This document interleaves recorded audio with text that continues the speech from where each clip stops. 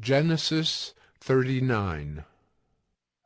Now Joseph had been brought down to Egypt, and Potiphar, an officer of Pharaoh, the captain of the guard, an Egyptian, had bought him from the Ishmaelites, who had brought him down there. The Lord was with Joseph, and he became a successful man, and he was in the house of his Egyptian master. His master saw that the Lord was with him, and that the Lord caused all that he did to succeed in his hands.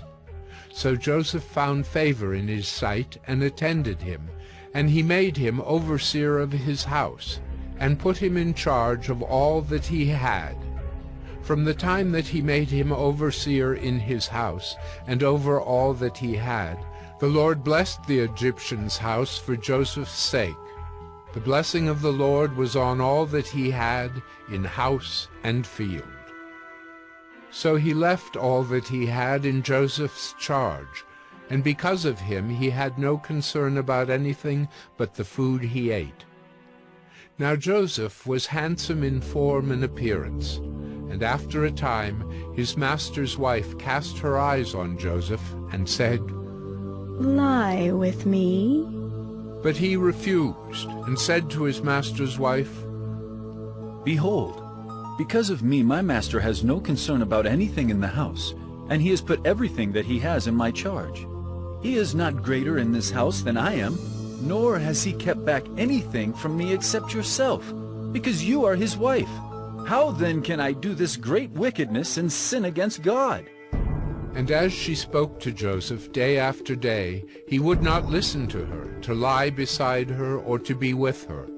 But one day, when he went into the house to do his work, and none of the men of the house was there in the house, she caught him by his garment, saying, "Lie with me." But he left his garment in her hand and fled and got out of the house. And as soon as she saw that he had left his garment in her hand and had fled out of the house, she called to the men of her household and said to them, "See, he has brought among us a Hebrew to laugh at us. He came in to me to lie with me, and I cried out with a loud voice.